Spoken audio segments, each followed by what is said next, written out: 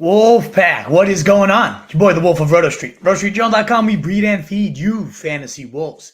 Here with your Week 13 waiver wire action. Let's dive right in, Wolfpack. We got 2 weeks of the regular season left here. That means there's plenty of time to either get kicked out, make that final push in to secure a buy, whatever it is. I got the streams you need. I got the stashes you need. Let's dive into all of them. Again, so much for those of you that like to catch this live. I apologize in advance. Have a long-time childhood buddy visiting for the first time in a while. Look really forward to seeing him, but that does unfortunately mean I'm at a different time, 3:30 today. Had to get that in early so I could meet up with him. So we'll be really pumped to see whoever does show up. If you're catching the replay, though, whether you're regular live or you're new here, would be so awesome to have you enjoy the show. And if you do that thumbs up button, will mean the world. Of course, get those questions on in. I'm going to go as quick as I can so I can hit as many as I can before he arrives in just about 40 minutes. We're going to rip through my top 10 waiver wire pickups, a few honorable mentions, and then we're going to get out of here. Also, World Cup's on right now, so go USA. Hopefully, they're still securing that lead. Let me know if any action happens there in the comments. Let's dive in right at the top. My number one waiver wire pickup last week, number one waiver wire pickup yet again this week is Treylon Burks. Now, he's close to that threshold of over 50% rostered, but I had to put him on here one last time because, man, I think this kid is so talented. I was a little bit on the fence entering the league, but every time he gets that opportunity, he continues to flash. This week, his latest effort, 4 catches, 70 yards on 6 targets, also scoring his first touchdown, but it did not come on a typical reception. He actually got a fumble after Derrick Henry put it on the ground there right after a 69-yard catch.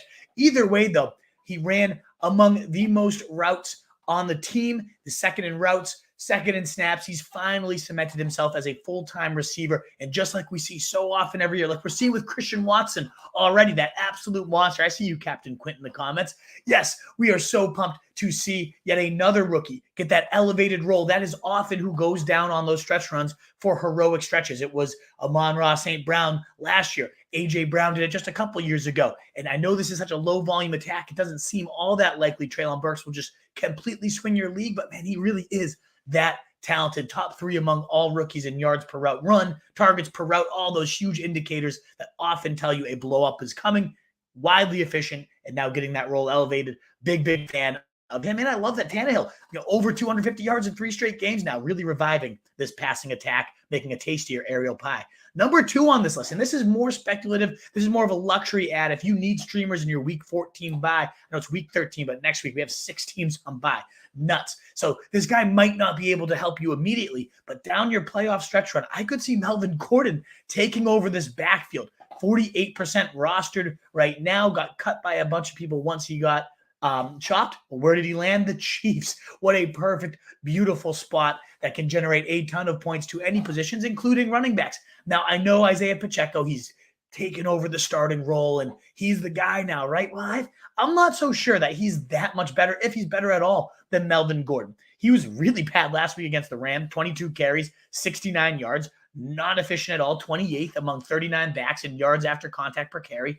And meanwhile, Jerick McKinnon, also not all that great so far. Very inefficient pass catching in his role. 22nd in yards per route run among running backs. Not all that high for a clear-cut third down specialist. Meanwhile, Melvin Gordon's 13th among backs in that same metric, so 9 spots above Jerick McKinnon there. Nearly a top 12 running back there. 12 of 15 targets so far in his 3 games before Denver waived him. Not bad. He's been a solid receiver. He's a great 3-down back, a great touchdown scorer throughout his career. Now, has he dropped off a little bit, Melvin Gordon? Yes. Are the fumbles a concern? Absolutely. It led to him getting cut. But, man, there is a slight chance that Melvin Gordon carves himself out a true 3-down role in this offense. I don't think Pacheco or McKinnon is that much of a mountain to climb. And as we talked about with Isaiah Pacheco, that stretch run is looking very tasty for running backs. A little bit tougher among the wide receivers, but great matchups for running backs down the stretch. A lot of bleed the clock opportunities. I don't think you'll be able to use him for at least a couple of weeks, but if you have that luxury, stashing someone, similar to like an Odell Beckham we'll talk about later, you can stash somebody on your bench. What a perfect landing spot for Melvin Gordon. Clearly, they wanted to go out and get him. They know him well from the division, well, with the Chargers and the Broncos. They wasted no time making sure they secured Melvin Gordon. I think he has in the perfect spot. If he's ever going to be anything the rest of this year, not a better landing spot was available than the Chiefs. So Melvin Gordon is my number 2 waiver wire pickup, but again, more so for the speculation. Now, if you need something to use as early as this week, Zay Jones, 25% rostered, seeing 14 targets. He was a top 5 finisher among wide receivers this week, and he is still out there in 75% of leagues. 145 yards on 11 catches, highly efficient. This was the best Trevor Lawrence has looked in his entire NFL career. And is it a coincidence that Zay Jones was the go-to guy? I don't know. I can't say that he's going to clearly surpass Christian Kirk from here on out and be that target hog monster all season, but he has had some solid days throughout the year. He's got 4 days with double-digit targets on the season already. He's got multiple 9 or 8 target days too, and he's had plenty of top 35 wide receiver finishes. This was, of course, his magnum opus, his best game so far with the team, 145 yards and 11 catches again, but he did have a top 4 wide receiver finish earlier this year when he had 10 catches for 85 yards and a score. So we've seen this alpha upside to Zay Jones. It's been a little bit inconsistent, but lately, multiple, this is now his 3rd double-digit target game in his last 5 contests. Solid output. Plus, Zay Jones gets Detroit coming up this week. A great streamer spot, a top 35 receiver for me coming into week 13. Lots of usability and real stretch run upside if Trevor Lawrence continues to ball out the way he is looking right now. If you're looking for a running back with more usability, though, than Melvin Gordon right now, 33% rostered Kyren Williams. It's not sexy at all. Nothing about the Rams is sexy. In fact, it's downright hideous. We know that. But Kyren Williams is getting volume, and at the end of the day, even unsexy volume can get it done in fantasy. He had just around 10 points this last week, depending on your scoring settings. But the big thing was the elevated role. 11 carries, 35 yards, in addition to 3 catches for 25 yards. So was it efficient? Was it great? No. But the fact was he out-snapped Cam Akers even on early down snaps, 38 of 54 snaps in total, but also 21 compared to 15 early down snaps for Kyren Williams over Cam Akers. So already starting to take over the one role Cam Akers had. More importantly, those money touches, all the short yardage work, all the 2-minute drill, and all but 1 third down snap went to Kyren Williams as well. So it seems like he has truly begun that takeover of the backfield as we alluded to last week. It's in progress now. Wouldn't be shocked at all to just see completely phased out Cam Akers as early as next week. We've seen Sean McVay ride a single bell cow before in the past. Maybe he just gives Kyren Williams that treatment for the rest of the year. What do they have to lose at this point? They know what Akers is. They clearly don't like it. Why not give Kyren Williams a ride, both for the Rams and for you on your fantasy team? Now, talk about an unknown product that's out there in a lot of your leagues, in my guess, probably all your leagues, those of you tuned in right now. That's Zonovan Knight, 2% rostered, but he could be a stretch run hero. Let's talk about why. First of all, James Robinson was inactive this last week after they elevated Zonovan Knight, given how they were very pleased with how he's practicing, how he was progressing as a player. Lots of positive beats coming out after this game, which all he did was validate those reports. 14 carries, 69 yards, in addition to 3 catches for 34 yards, so over 100 yards on the day, 17 touches on the day, both clear team leads on that front. But the reason he was getting so much was because Michael Carter went down with an ankle injury. Now, we don't have any word yet as how serious it is. They don't sound overly concerned, but he might just get the short-term IR. And then we have this guy on the roster as the lead back for the next 4 weeks. And why would that be important? Because in their next 5 matchups, 3 of them come against bottom 5 defenses for the Jets in terms of points allowed to the running back position. So Zonovan Knight could be walking into a top, 20-ish bell cow type of role with great matchups. That often leads to great fantasy success, great fantasy stretch run hero-dom.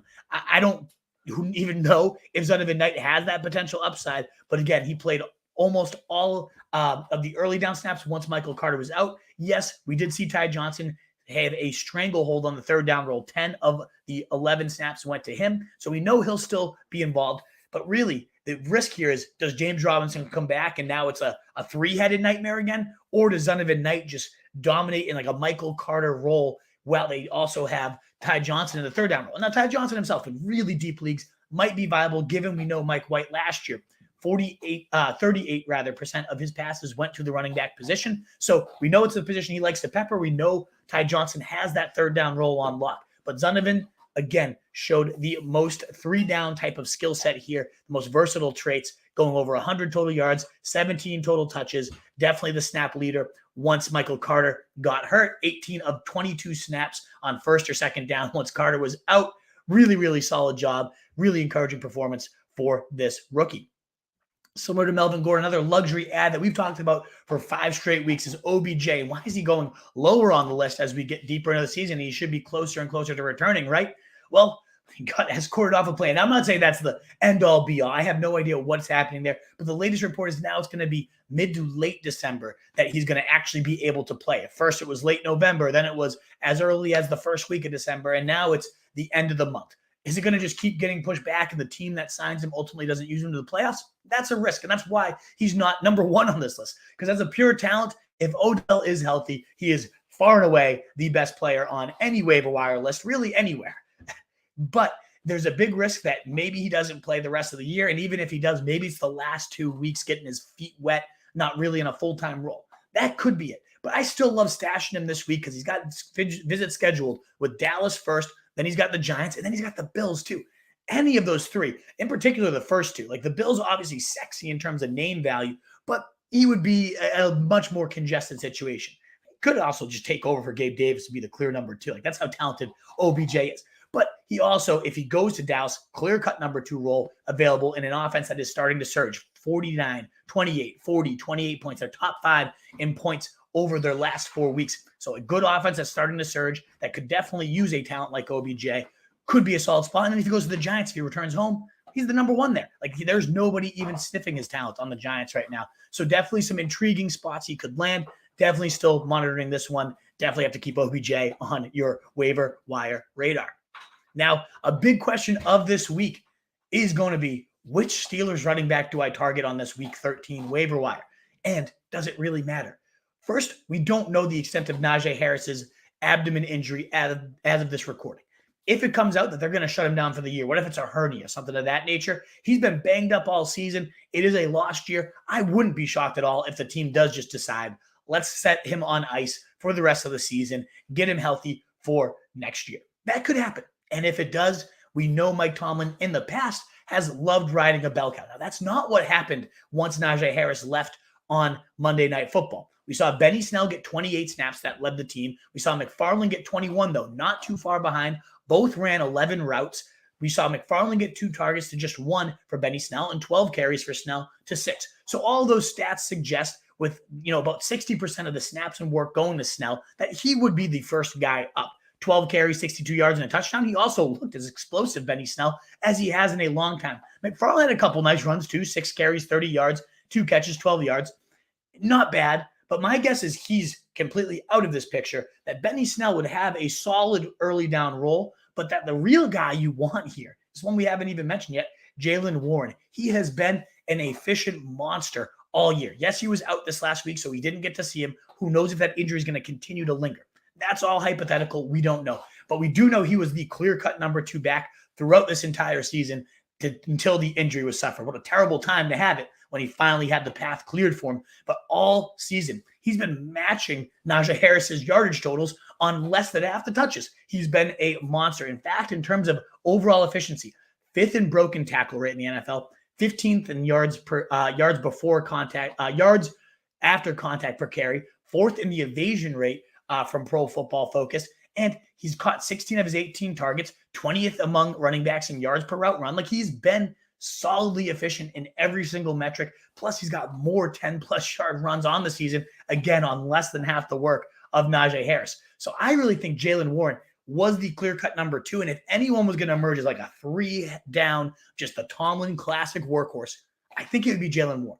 My guess is we get a committee where Benny Snell gets a lot of the early down work. Jaylen Warren still in his 3rd down role, but also a little bit more like a 3rd down souped up role with more of the early down work. Maybe he gets like 60-40 early down work, goes to Benny Snell, but that 40% would be a much, much higher rate for Jaylen Warren, and all the receiving work going to him too would be a very viable role. So if I'm ranking these Steelers running backs again, it'd be Jaylen Warren, then Benny Snell. I don't think I care about Anthony McFarland, except in like the 16-team leagues out there where he might have some viability. But that's how I would rank those guys. And I would spend, I don't think any more than 15 to 20-ish% unless it comes out ahead of time after this recording that we know Najee is going to be shut down, because we might just get a 1 week stream. It's a beautiful one. It's Atlanta. It's a nice matchup for backs, but that won't be all that useful if we know Najee is coming back the next week or even coming back as early as this week. So this is pure speculation. If we had known more, they would be a lot higher on the list. But again, first I go Warren, then I go Snell,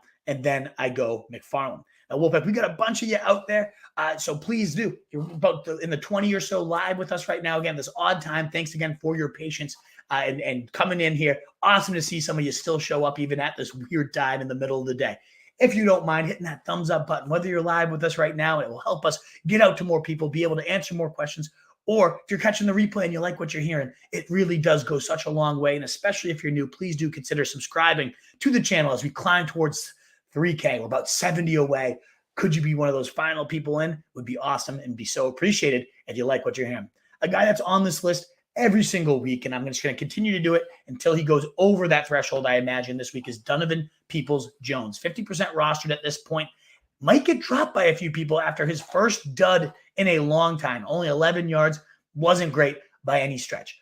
But before that, we've talked about this on multiple shows. He had been over 50 yards in 9 straight games. He had been over 70 yards in 7 of those 9 games. He had been over 10 PPR fantasy points in those 7 games, and he hadn't been below 9 PPR fantasy points across that entire spell. So yes, we had one dud week, but guess what? Now we get Deshaun Watson finally returning, and we're already seeing the reports come out about how he is just zipping it around the yard, how coaches and players alike are really, really pumped to see how this will open up the offense, how you can no longer stack the box when you got a deep passer like Deshaun, who routinely ranked in the top 5 of PFF's deep passing grades whenever he was active and healthy. So I really like the fit for Donovan Peoples-Jones. He's been a nice floor guy all year, and I think the ceiling is finally about to be unlocked for this guy.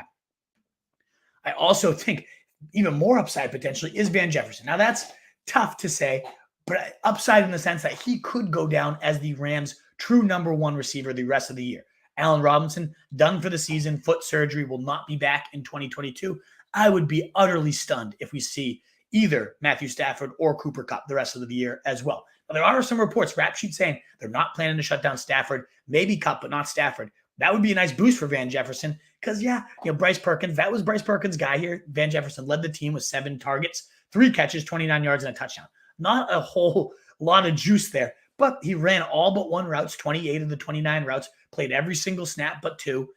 He was definitely the lead number 1 receiver. And lead number 1 receivers should not be out there in 80% of fantasy leagues. So while I do think this overall offensive ceiling is capped for Van Jefferson, a number 1 receiver is a number 1 receiver. We could probably see 6 to 10 targets from here on out each and every week. And you know that this guy has the deep speed to take off the top of the defense at any given moment. The last guy in my top 10 waiver wire pickups for week 13, Mike White.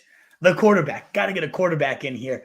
4% rostered, so another one that is very, very likely to be out there in your league. And if you are experiencing some woes and Deshaun Watson's long gone and you don't know where to turn to, Mike White could be that shoulder to cry on.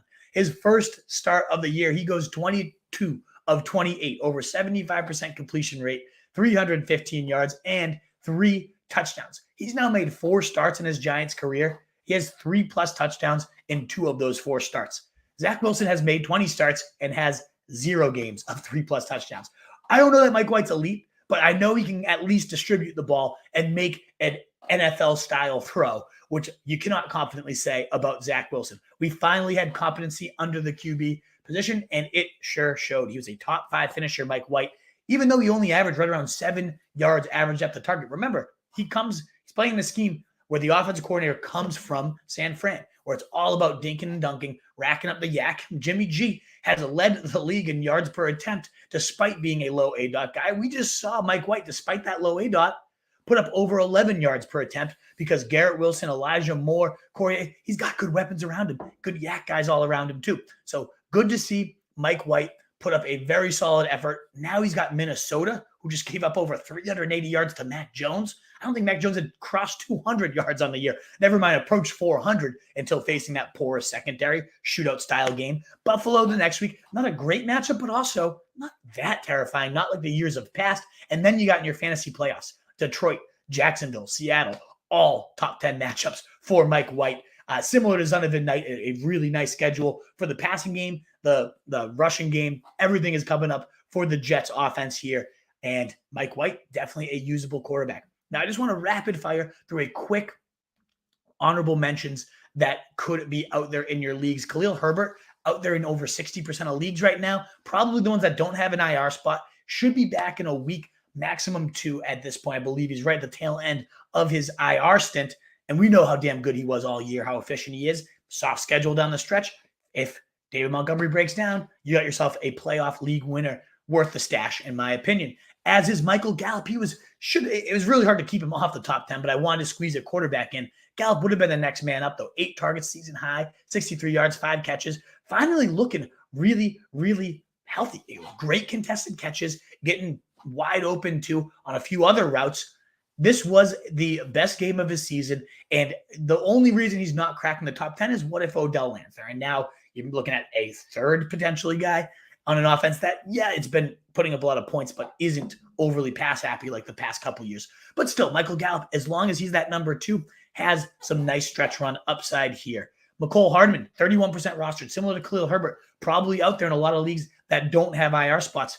Remember, this guy was a top 10 wide receiver from week 5 on until he got hurt.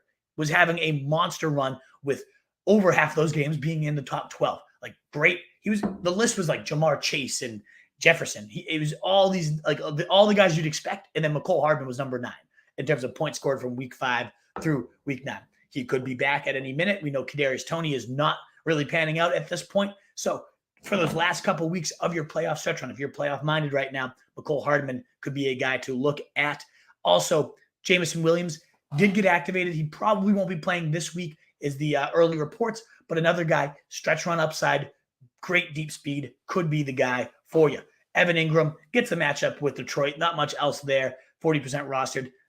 Pretty gross. Jordan Mason only on this list because we saw Eli Mitchell go down. He's going to be done the rest of the regular season. We also know Christian McCaffrey had a little knee irritation, so maybe Mason ends up making a start here against Miami. Still would be a tough recommendation as a starter. I imagine Tevin Coleman would actually end up coming off the practice squad and take over the lead back role in that situation. But somebody that looked pretty good, pretty juicy throughout the preseason and decent pop on his carries this last week. And last guy to mention is Josh Kelley, and just in general, that note of it's cuffing seasons. I've seen Madison out there in a lot of leagues. Remember, unless you have a bad week 14, which there are a lot of teams on bye here, but if you have no more guys you need to cycle into your lineups, this is the time to start stashing defenses, to start stashing handcuffs like Josh Kelley. Remember, we saw Justin Jackson put up over 30 fantasy points, was the running back 1 in the semifinals of fantasy playoffs last year. Do yourself a favor, get a handcuff that has that type of upside, and it's clear Josh Kelley. They made Sony Michel a healthy scratch last week. He is the number 2 guy here behind Austin Eckler. Alrighty, Wolfpack. That wraps it up. I know I normally do some defensive streamers for you. Like I said, my friend is coming shortly. I'll probably have to go pick him up at the train, but I do want to get through until I hear from him as many questions as I can. We also got our call-in, as always, Mr. Campanelli coming in on the afternoon here. I'm pumped you could still make it. I was worried I wouldn't see you. You're throwing me off, Wolf. I mean, come on. We have a USA soccer game. We have all these things, and here comes Wolf at 3:30. But anyway. I'm sorry. I know it's not ideal, but hey, I had to get something in, and I know I can't get to it tonight. So here I am, throwing your day off. Give the people what they want. Indeed. So out of all your top 10 wide receivers that are on the waiver wire, would you rather have any of them over Demarcus Robinson in a full PPR? I think all of them over Demarcus Robinson, honestly. He just didn't show up this last week. I was hoping he would turn into that consistent target gainer, but yeah, give me Zay Jones. Give me, I'm trying to think. Donovan Peoples-Jones, of course, has been on this list. Give me Odell if you're a playoff-bound team and you want to stash somebody. Like anybody I just recommended today, I would have over Demarcus Robinson. I think he's cut bait at this point. And, of course, Treylon Burks would be at the top of that list if he's somehow out there. Even like Jameson Williams, I think. If Demarcus Robinson was going to ever be reliable, it was because of the volume. And we didn't get it this week. It might happen again next week, but I don't think he's ever going to be trustworthy. Okay, and then what are your feelings on like an Elijah Moore this coming week? He was going to be an honorable mention. So the only reason I didn't have him on this list, he only was actually out there on 40% of the routes. Now, they had Corey Davis in for 75%. They had Garrett Wilson, the big gainer, of course, of the week with a 29% target share. 95% route share. Like, he was the clear-cut number one alpha. It was nice to see Eli Moore find the end zone. We know how talented he is. He led the team in receiving touchdowns last year. He could turn it on. So, yes, he is definitely – I would rather have him than Demarcus Robinson at this point too. But I don't have him above some of those other guys we talked about. Appreciate it, Wolf. Thank you. Keep it up. Have a great day. What do we got for a score right now? Is it still 1-0 for the U.S.? We won 1-0. Oh, we won. Hell yeah. Let's go. Yeah, let's go. On to the round of 16, baby. Great news. I love to hear. Exactly. Cheers. Talk to you later, Wolf. Awesome, Campanelli. Thanks for tuning in, brother. Good to see you. Alrighty, and we got Hunting with Tunes calling in on the commute, it looks like. So, Tunes, I always have to say, be safe out there on the car ride. But what do we got for you, my man? So I got Watson, and obviously he's going to be active this week. Would you trust him right away, or should I roll with Kirk Cousins for 1 week to see what Watson does? Oh, that's a really good question. See, I do have Justin Jefferson to link with Kirk Cousins, and I also have DPJ to link with Watson. So, ooh, interesting. So yeah, you got some stack upside here. I think I'm gonna lean Watson in this one. Now, I'm a little worried you're gonna. Yeah, exactly. And that's what makes me both excited and nervous in the sense that I think they could just pound Nick Chubb and like get 200 yards on the ground and ease Watson in and all that. But I also think he could have 3 rushing touchdowns. Exactly. And it's his the new debut on the new squad against the old squad, revenge game, all that good stuff. Like, there's plenty of opportunities that even if Chubb's pounding it down their throat, if they want to get him going in his first game and get him throwing in the red zone and getting those touchdowns up and rolling early. So I just think there's a little bit more upside to Deshaun Watson, even though there's some risk. It's the first game and they might just pound the rock all day. Kirk Cousins, the Jets is a good secondary. I think I'd avoid that one. And I would go with the Deshaun Watson role. All right, cool. Thank you. Cheers, Tunes. Best of luck. And now let's get to the rest of your questions, Wolfpack. Until at least, again, I hear from my guy, and I might have to pop off here early. But thoughts on DeAndre Carter rushing? Good to see him score. Definitely an explosive player. But once Mike Williams is back, assuming he doesn't get hurt again, I don't know that there's much viability to holding him. A lot of the receivers I talked about here today, I'd rather have at that point. I want to start Carter week 13 since you have Cardinals on bye. So, yeah, maybe if Mike Williams is out, he's definitely a viable play. It's a soft secondary that the Chargers are up against this week. We know he's explosive. So if you need to stream him, go for him. But I would definitely go like Zay Jones against Detroit ahead of him at 25% rostered if he's out there. Obviously, Treylon Burks, that I'm obsessed with him. So he could definitely be in play. DPJ if he gets dropped. Gallup, all the receivers, again, I talked about today, I'd rather start this week too. Other than, of course, the OBJs and the Jameson Williams stashes. But Carter definitely could be in play if those injuries linger.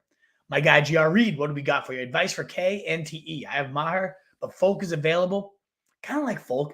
I mean, the Bills, the one risk with that is you often have to chase points against the Bills and you get just game scripted out of your kicker. But Folk is one of those few kickers, again, at 15 to 20 point upside. But Maher has that as well.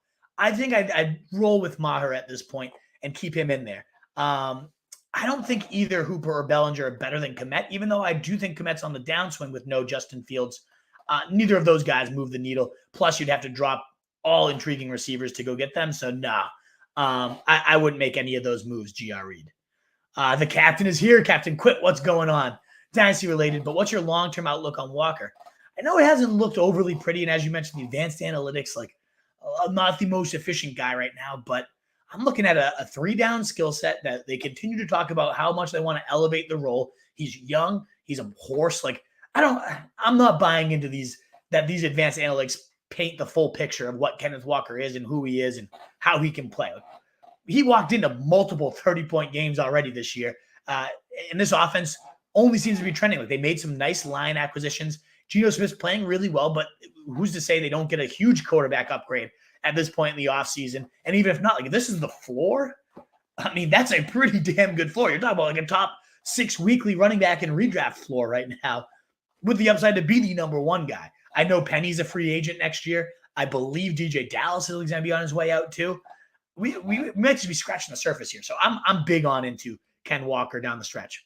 GR, I agree. It's definitely not worth dropping any of those guys for any of those tight ends. Even with this upside, like you're giving one of those guys to your opponents. You drop Watson and he's going to drop 20 on you. So I don't think it's worth it.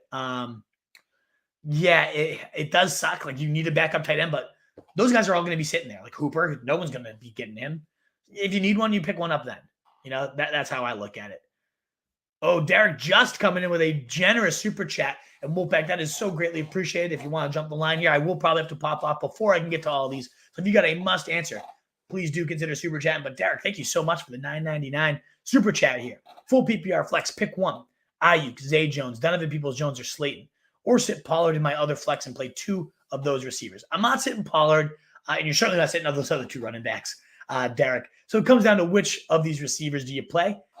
I like Ayuk, and I know the last couple of weeks have been a little sketchy, although he had 2 touchdowns 2 weeks ago, so it's not even the last couple of weeks, like 9 points last week. Not even a horrible floor there.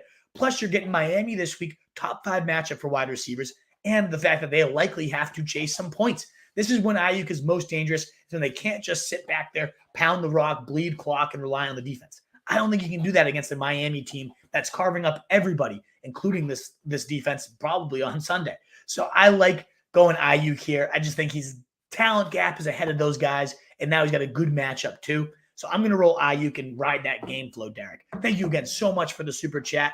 Certainly come on back on Sunday, and if anything changes, I'd be happy to update you. But that's how I feel, my guy, Derek. Thank you again so much for the super chat. If you're looking to help the site, but for free, that thumbs up button while we answer these questions would be so greatly appreciated. Wolfpack, continue to help us grow, get out to more people, and any new subs would be so great as well. What's going on, Denny Jennings? Midday. Good to see you. Jeremiah Moore, all the legends turning in. So not even an empty house here. I was worried I'd have nobody to talk to, but here we are. Thank you again so much for spending your time on this impromptu afternoon waiver wire. Would you play Burks over Gabe Davis rest of the season? Jeremiah, it's not impossible. That one will come down to matchups, and more likely than not, I am going to lean Gabe Davis. It's just crazy that we could even be asking this question, but I just don't think Burks is quite reliable enough yet. Maybe we get a third week in a row of really good numbers and Gabe shits his pants once more. Then maybe we can pull the trigger and say, yep, lock it in the rest of the year. Not willing to make that leap quite yet, Jeremiah. Still don't know how Watson. Those guys absolutely should never be available. Burks, Watson's not available really anyway at this point, though. But Burks is still out there in over half the leagues, right around there. Should I drop Tyler Boyd? Yeah, I'd rather have Burks at this point, KJ Frederick. He wasn't even Boyd playing well without Jamar Chase. Now you got Chase coming back. And maybe that clears out space and he does the middle of the field thing better. But I don't think this is a situation where, I'd rather have Boyd with Chase than Boyd without Chase. If he was going to be a monster at any point, he would have already been doing it. Whereas Treylon Burks continuing to ascend. Yeah, I would do that. 9-3 for my guy Giuseppe. You have Kyler on bye. Would you trade Everett for Aaron Rodgers? Aaron Rodgers sucks. No. Aaron Rodgers, might be hurt and not even return. And even if he wasn't, what's he doing that makes you want him? None of those are waiver guy. Mike White, I'd rather have rest of the season than Aaron Rodgers. So go after Mike White if you really need a tight end. Word to RSJ, very tricky waiver wire. Planning towards teams competing for playoffs. Certain teams will. It's true. Who knows which way? Certain teams are going to be gearing up, maybe stashing a couple defenses. We got a great article on the site about that. We'll talk about that later. Other teams will be trying to get the Zay Joneses of the world that they need to push them into the playoffs at this point. Jeff, it's a wild week. You're absolutely right. Hammer the thumbs up. What teams are in do or die mode? Favorable schedules. Tennessee seems, I don't have the exact strength of schedule here. I could definitely, if you message me, Jeff, I would be happy to go a little more depth on that. Derek, double super chats, man. You don't have to, thank you so much, but man, that's so generous. Thank you, brother. You're just always just showing up for the Wolfpack. It's so appreciated. I'm losing my words because I'm humbled by your constant support, my man, Derek. Who would you cut, Gus Edwards or Kyren Williams, to make room for Deshaun Watson? My other QB is Dak. Ooh, that's a good one because we just saw Gus Edwards get 16 of the carries, 84% of the backfield work. Kenyon Drake, see ya, wasn't even involved. Better offense. I lean Edwards, but the risk is what if Dobbins comes back, he's fully healthy and takes over the role. I do feel like Kyren has the upside to take over, be the starter. It's just a much less fertile situation for fantasy points. So I think, gun to my head, I prefer Gus Edwards because I'm not sold that J.K. Dobbins is even going to return. And if he does, if they're going to be willing to give him anything more than 35%. I do think Gus Edwards can get about 50% of the carries and the majority of the goal line work. So I'm leaning Gus Edwards there, Derek, with the caveat that, yes, Kyren does have the higher ceiling of, like, if anyone's going to be a lottery ticket. We know what Gus is at this point. It's pretty damn steady. But if you don't need that, like, 8 to 10 point running back, then it might be worth it to go for the upside of Kyren. But most situations, I am going to go Gus there. We left off on Fatty Mateo. The afternoon surprise, yeah, a little afternoon delight for the Wolfpack. Again, my buddy's visiting from out of town, a childhood friend I haven't seen in a while, so had to get the night cleared up and still had to see the Wolfpack. So here we are. Love the afternoon surprise. You said Knight has 3 upcoming bottom 5 rundies, 12-9. So I was looking at the PFF rushing grades. That's where I base those matchups on. I know Yahoo's is based on fantasy points allowed to the back position, so they're definitely 2 different metrics. So that's good to see. Glad you kind of countered that, Fatty Mateo. I was just going off the PFF numbers. But yeah, so none of those still even then, though. 12, 19, 17. Is it top 5? No. But none of them are bottom 5 either. So good correction there. I guess I have to double check that. Normally I would have fact checked it before if I wasn't scrambling on an afternoon show. But thank you, Fatty, for pointing that out. Giuseppe, rather pick up Matt Collins, Nico, Isaiah McKenzie, or Corey Davis? I'd go McKenzie there. I forgot. He actually probably should have been in my top 10 pickups this week after seeing back up to 70% of the snaps this week. Good spot for him. Give me McKenzie on that list. What's going on, Brandon? Good to see you. Let's go, USA. I'm pumped they won, baby. Lazard, Slayton, B. Robinson, Gus Bus. Bench 1. Probably benching Slayton. I forget all the matchups off the top of my head. I'd rather have Zay Jones in my lineup than Slayton this week. I don't remember who B. Robinson's facing, though. It'd come down to B. Robinson or Slayton. If it's looking like a negative script for B. Robinson, you bench him because it's very, very clear. Like when he's going to get it, it's when they're up. So we will see. Half PPR. So yeah, that's kind of what I was assuming there. KJ, need tight end help for the first week of the playoffs. Had Pitts now playing F. Monroe. Should I play Taysom Hill? Oh, yeah, maybe. We can see who else emerges. Like Juwan Johnson has that upside for big score games. But I think Taysom Hill, like if you're just out here throwing darts, why not throw the dart that has a 25-point ceiling? We've seen him cross 30 points once this year. I think that's absolutely the play. Pick 3, Jamal, Rashad, Jeff, Damian Pierce, Samaje, Kyren. So, Jeff, we definitely have a lot to figure out here in terms of like, will Mixon play? Will Leonard Fournette play? Let's assume Mixon seems like he's trending towards in. Fournette's still questionable. If Fournette's out, White's my favorite. Jeff Wilson still locked in even in a tough matchup. And then Jamal Williams for the touchdown upside against Jacksonville. That's where I'm leaning. Pierce does get Cleveland's awful run D, though. So I might have to revisit that. And obviously, if Fournette's in, then I swap Pierce and White. But that's where I'm leaning right now, Jeff. All right, Wolf, must win. 15-point favorite, full PPR. Pick 2. DK, lock it. I always tell you, just go with the Seahawks guys. Stack them on up. If not, bench one for Pickens because he gets Atlanta, the best point, 4 matchups. But yeah, that could be a good one as well.